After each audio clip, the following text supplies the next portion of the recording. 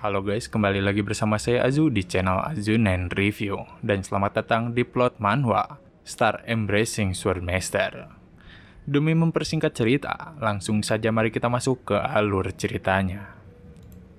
Meski kau tidak ada di tengah langit malam, meskipun kau terjebak di jurang di mana tak ada yang bisa melihatmu, jika kau ingin bersinar, jika kau masih menjaga cahaya nur hikari di dalam dirimu, maka kau pantas menjadi seorang bintang.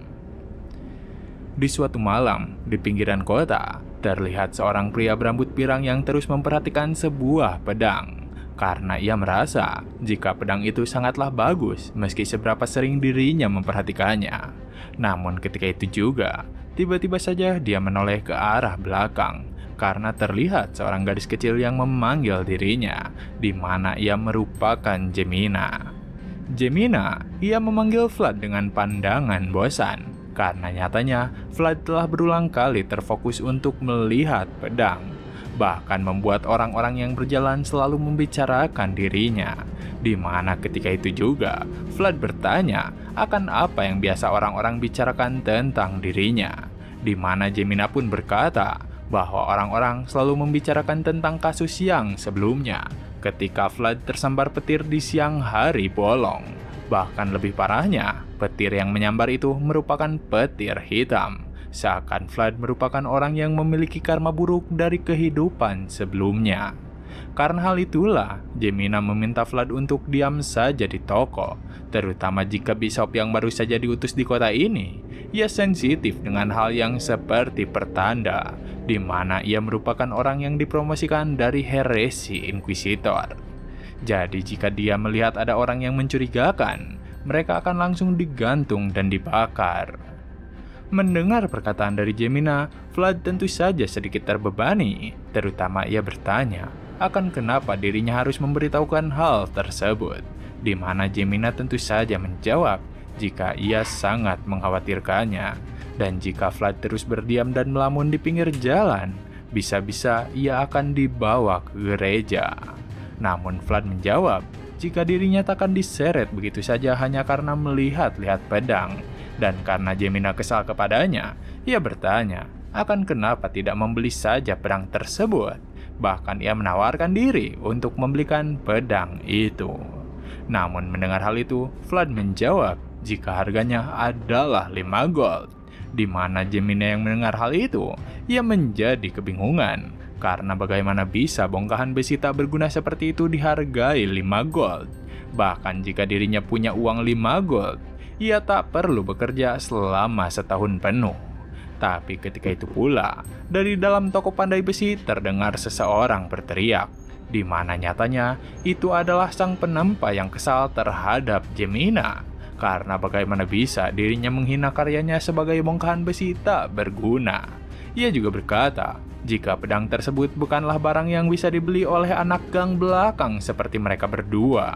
Dan Gemina yang mendengar kemarahan dari patwa itu, ia membalas akan siapa juga yang ingin membeli pedang tersebut. Terutama di daerah kumuh seperti ini, itu takkan dilirik oleh setiap orang. Namun dari perkataan Gemina, patwa itu menjadi semakin kesal, di mana ia mengusir Gemina untuk pergi saja dan kembali ke tokonya sendiri untuk mencuci piring. Karena melihat anak kecil kurang ajar di depan tokonya benar-benar mengganggu pemandangan. Hanya saja dari perkataan itu, Gemina semakin kesal karena dirinya sudahlah dewasa, dan dengan itu jugalah ia menjadi semakin beradu mulut dengan Pak Tua tersebut. Tapi tiba-tiba Vlad langsung menarik Gemina dan berkata untuk jangan terpancing, serta ia mengucapkan kepada patwa itu bahwa mereka akan segera pergi. Di mana dari itu jugalah Vlad dan Gemina pergi dari toko pandai besi tersebut. Tapi melihat kepergian itu, patwa tersebut benar-benar kesal terhadap Gemina, karena Gemina benar-benar wanita yang sangat toksik dan keras kepala. Bahkan ia merasa jika dirinya sedikit menyesal karena telah memberikannya banyak makanan waktu itu. Namun ketika itu, ia cukup dikejutkan oleh sesuatu, karena di sana terlihat sebuah jejak kaki yang membekas di tanah, di mana ia menyadari jika Vlad telah berdiri lama memandangi pedang miliknya. Dengan itu jugalah ia bergumam jika bocah itu seharusnya fokus mencari cara untuk bertahan hidup, di mana di gang belakang pasti itu akan sangat sulit baginya untuk bertahan. Dan jika ia memiliki mimpi di tempat kumuh seperti ini, anak-anak di daerah kumuh takkan pernah mau meninggalkan daerahnya sendiri. Terutama, ia akan menjual pedang tersebut kepada seseorang yang bisa keluar, karena ia takkan membiarkan karya terakhirnya berkarat di sekumpulan sampah. Dan karena itulah, ia menyadari jika pedang tersebut sama seperti mereka berdua yang terlihat bersinar di tempat kumuh seperti ini. Soara itu merupakan pusat dari perekonomian daerah utara, di mana kota tersebut dikendalikan dengan baik oleh kekuatan keluarga Bayezid. Namun meski begitu, tempat tersebut menyimpan bayangan yang kelam, yaitu daerah kumuh yang cukup luas, di mana semua hal yang kotor dan menjijikan dibuang ke sana. Dan saat ini, di suatu bar daerah kumuh, terlihat seorang bajingan kejam yang menarik seorang wanita dengan seenaknya, di mana ia sangat kesal kepada wanita itu karena telah beraninya menawarkan obat-obatan palsu kepada seorang prajurit bayaran berpengalaman seperti dirinya. Namun ketika itu juga, tiba-tiba saja datang seseorang yang mengganggu si pria itu, di mana pria itu menyadari jika yang datang adalah Vlad, si pembuat lilin. Dengan itu jugalah ia menyuruhnya untuk membawakan madam pemilik bar ke hadapannya. Tapi Vlad membalas jika dirinya ingin bertemu dengan madam, ia harus membayar dengan koin emas. Dari perkataan itu, si pria tersebut tentu saja kesal karena berani-beraninya meminta koin emas ketika menjalankan bisnis yang tidak jelas seperti ini. Selain itu, ia juga emosi terhadap Vlad yang sebelumnya telah menipu dengan lilin yang dijualnya, karena nyatanya lilin itu tidak tahan lama seperti yang dibicarakan. Namun Vlad yang merupakan pedagang yang jujur, ia berkata kepada si pria bajingan tersebut jika lilin yang dijualnya dapat bertahan lama lebih dari 5 menit. Dan dengan itu jugalah ia bertaruh jika lilinnya tidak dapat bertahan selama 5 menit, maka pria bajingan itu bisa melakukan apapun terhadap wanita tersebut. Tapi dari perkataan Vlad itu, si pria bajingan itu pun kembali kesal, karena untuk apa juga dirinya mendengarkan seorang pedagang penipu. Namun dari itu juga, Vlad langsung menatapnya dengan tajam. Jika si pria bajingan itu tak bisa menolak taruhan tersebut, terutama jika lilinnya dapat bertahan lebih dari 5 menit, maka ia akan menghajarnya habis-habisan. Dari tatapan tajam tersebut, pria tersebut merasakan dominasi yang kuat dari Vlad, di mana ia bertanya-tanya akan ada apa dengan mata bocah kecil yang dirinya hadapi ini. Tapi tanpa panjang kata, Vlad langsung menaruh lilin di lantai, di mana ia bersiap untuk membuktikan lilinnya. Karena itu semua untuk membuktikan akan siapa yang penipu sebenarnya. Dan dari itu jugalah taruhan antara Vlad dengan pria bajingan itu langsung dimulai, di mana takdir dari wanita yang diseret pria tersebut dipertaruhkan dari seberapa lama lilin tersebut dapat bertahan. Dari pembuktian itu, para pelanggan bar mereka menyaksikan secara seksama di mana keheningan di antara mereka terjadi hingga beberapa menit berlalu, lilin tersebut akhirnya telah padam. Dan si pria bajingan, ia kembali menoleh terhadap jam dinding yang ada di bar. Sayangnya, ia merasa kesal karena ia lupa dari menit berapa lilin itu dinyalakan. Tapi tiba-tiba saja sebuah tongkat langsung terbang ke wajah pria bajingan itu, di mana Vlad langsung memukul pria itu dengan tongkatnya. Dan dengan tatapan tajamnya, ia berkata jika waktu telah berjalan lebih dari 5 menit. Di mana dari itu juga, Vlad langsung menendang pria tersebut ke sebuah ruangan. Dan di sana, ia langsung mengunci ruangan tertutup itu, karena saat ini waktu penyiksaan akan dimulai. Melihat Vlad yang tidak kenal ampun, pria itu tentu saja berkata untuk berhenti, karena Vlad sendirilah yang berusaha menipu dirinya dan kelompoknya. Tapi Vlad, ia lanjut memukulkan tongkatnya kepada pria bajingan tersebut, karena ia sangat kesal terhadapnya, di mana dirinya yang terus-terusan dihina sebagai penipu. Dan dengan itu jugalah, malam pun berakhir dengan penyiksaan terhadap pria bajingan tersebut. Keesokan harinya, di dalam bar, terlihat Vlad sedang berbincang dengan seseorang, di mana ia berkata jika ada orang yang mengutak-atik lilin yang dijualnya, karena nyatanya lilin itu tidak bisa bertahan lebih dari 5 menit. Dan dengan itu jugalah, ia berkata kepada George jika ada orang yang mengusik lilin yang diproduksi olehnya. Namun seseorang lainnya, ia langsung ikut di dalam obrolan tersebut, di mana ia berkata akan siapa yang berani mengusik penjualan lilin yang berharga itu. Dan dengan itu jugalah, ia meminta Vlad untuk mencarinya. Tapi Vlad membalas akan bagaimana dirinya bisa menemukan pelakunya. Hanya saja wanita itu kembali berkata bahwa sebenarnya ia telah menemukan mereka. Perkataan itu membuat Vlad menjadi penasaran akan siapa yang berani ikut campur di dalam hal tersebut. Di mana wanita itu, Madam Marcella, ia tersenyum kepada Vlad karena nyatanya yang mengutak-atik lilin tersebut adalah dirinya sendiri, di mana ia sedikit menjahili para pelanggan-pelanggannya karena ia ingin menipu para pemabuk dan mendapatkan uang yang lebih banyak. Serta dari perkataan itu pula lah, Vlad ia hanya dapat terdiam tak berkata. Beberapa saat kemudian, Vlad ia pergi dari bar tersebut, di mana ia merasa jika dirinya ternyata telah menghajar bajingan itu tanpa alasan. Namun mau bagaimanapun, dirinya hanya melakukan tugasnya sebagai pegawai biasa. Karena itulah, ia tak bisa mengeluhkan hal tersebut.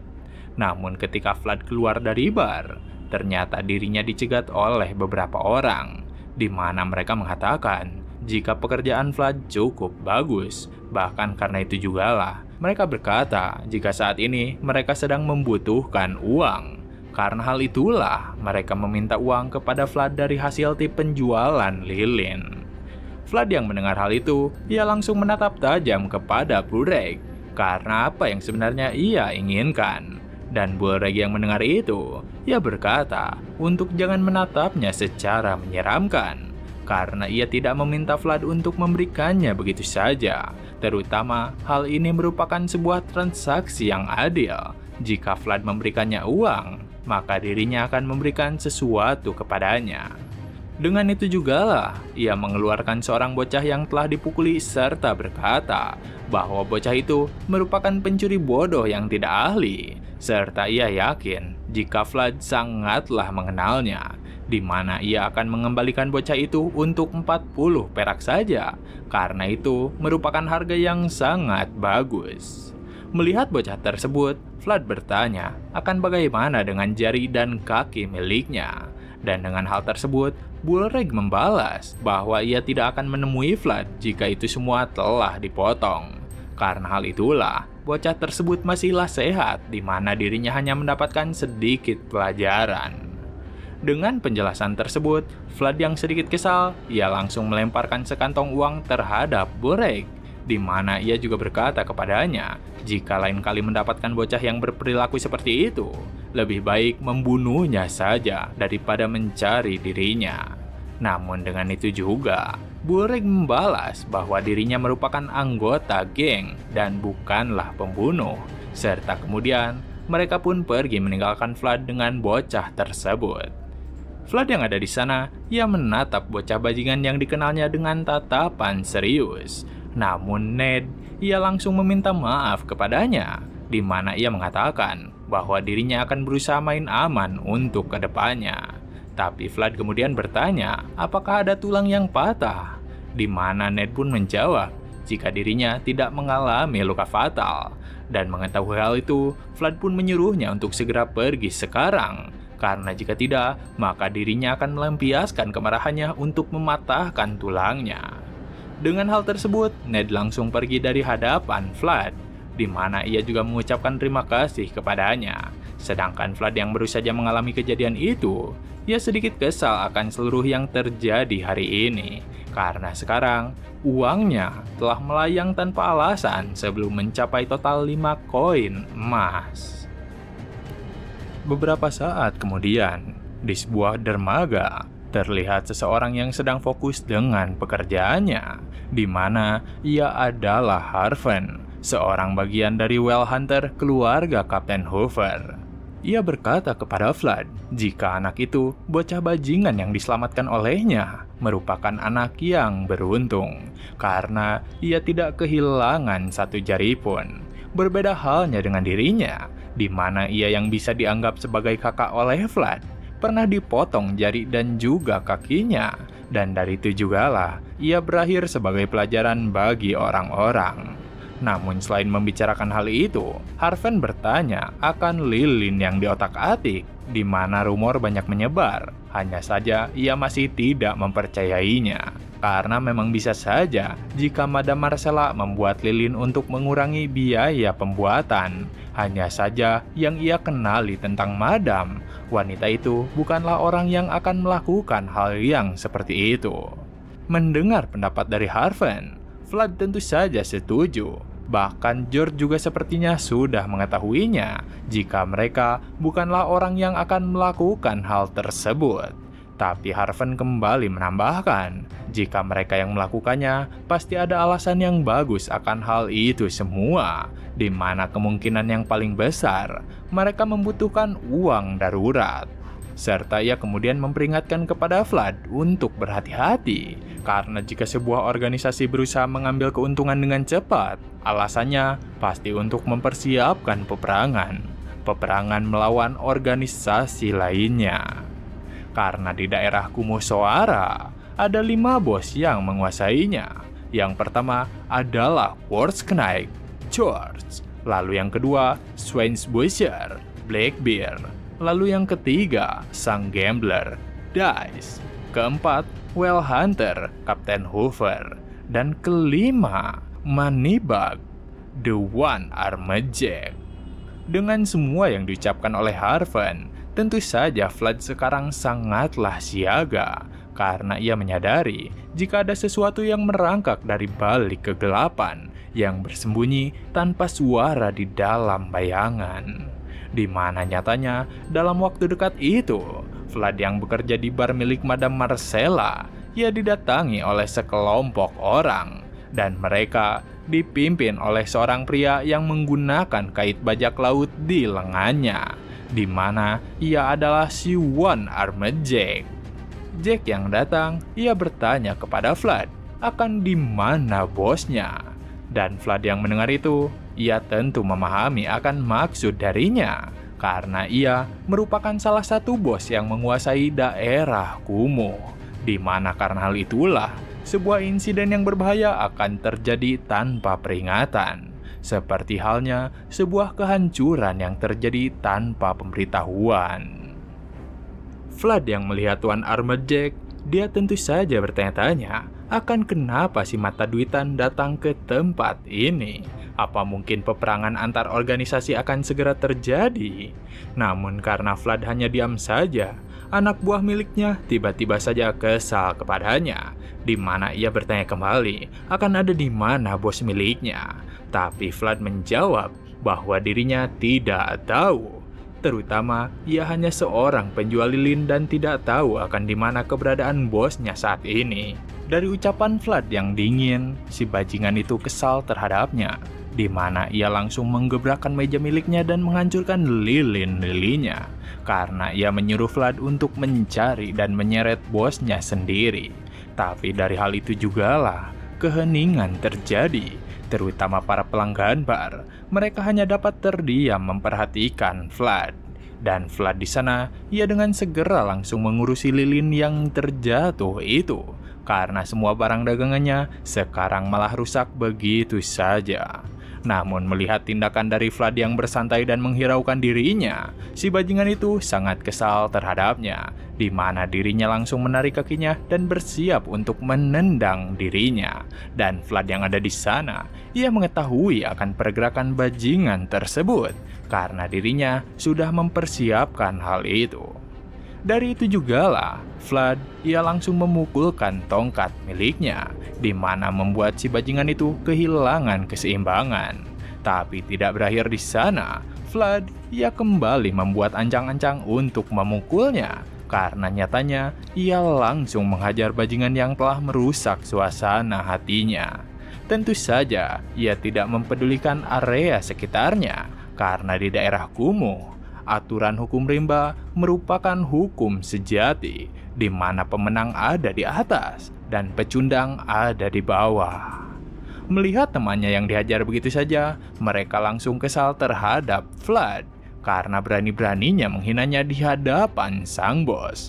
Namun Jack, ia dengan segera menghentikan pergerakan anak buahnya, di mana ia berkata bahwa dirinya menyukai Flood. Dan dengan hal tersebutlah, Jack menatap tajam ke arahnya, di mana ia mengajaknya berbicara empat mata secara langsung.